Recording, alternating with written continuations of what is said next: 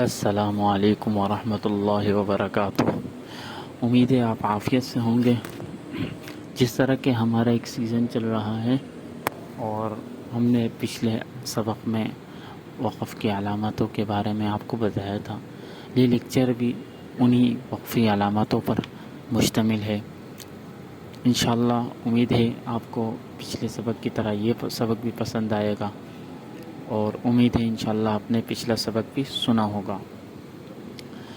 قرآن کریم میں آپ نے بعض مقامات میں ایک علامت دیکھی ہوگی، جیم، اس کے اوپر 3 نقطے ہوتے ہیں، جس طرح سا پر 3 نقطے ہوتے ہیں، اس کو معانقہ کہا جاتا ہے۔ اس کو، اس جیم کے اوپر 3 ڈاٹ ہوتے ہیں، اس کو معانقہ کہا جاتا ہے۔ سورۃ فرقان آیت 32 میں آپ دیکھیں کہ واحدۃ کذالک۔ اچھا، یہاں پر ایک آیت میں 2 علامتیں یہ پائی جاتی ہیں، یعنی ایک آیت ہو اس میں 2 بار یہ علامت آئے گی۔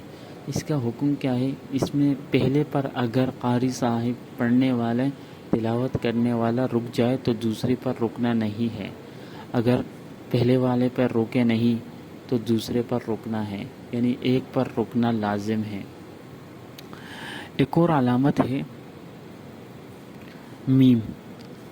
ایک تو وقف لازم کا جو ہم نے پچھلے سبق میں پڑھا تھا، وقف لازم کے بارے میں، تو وہ الگ علامت ہے۔ یہ علامت چھوٹی سی آپ نے نون اور با کے درمیان دیکھی ہوگی۔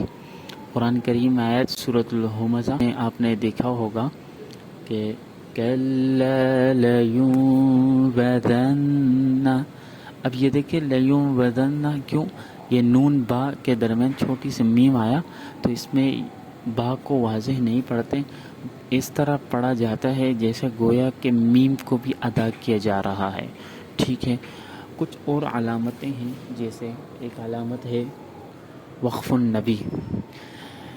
یہ علامت جہاں پر بھی نظر آئے تو وہاں پر رکنا ہوتا ہے، اور رکنا مستحب ہے۔ وقف النبی میں نبی کریم صلی اللہ علیہ وسلم نے وقف فرمایا ہے۔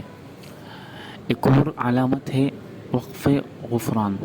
کا مطلب کیا ہے کہ جب ایسا وقف آ جائے تو وہاں پر مغفرت کی دعا کرنا مستحب ہے، یا کوئی بھی دعا کر سکتے ہیں۔ ایک وقف ہوتا ہے وقف منزل۔ اس علامت کا کیا مطلب ہے؟ اس کا مطلب یہ ہے، حضرت جبرائیل علیہ السلام آپ صلی اللہ علیہ وسلم کو قرآن کی تلاوت تھوڑا تھوڑا کر کے پیش کیا کرتے تھے، آپ کو سنایا کرتے تھے۔ تو یہ وقف جہاں بھی دکھے گا وہاں پر بھی رکنا مستحب ہے۔ امید ہے آپ کو پچھلی ویڈیو کی طرح یہ ویڈیو بھی پسند آئی ہوگی۔ ہمارا نئے سیریز کا جو سلسلہ چل رہا ہے، امید ہے آپ نے وہ بھی دیکھ رہے ہوں گے، آپ اس سے بھی مستفید ہو رہے ہوں گے۔ ملتے ہیں انشاءاللہ کسی نئے ویڈیو میں، نئے عزم کے ساتھ، نئے اسلوب کے ساتھ۔ تب تک کے لیے اللہ حافظ۔ السلام علیکم ورحمۃ اللہ وبرکاتہ۔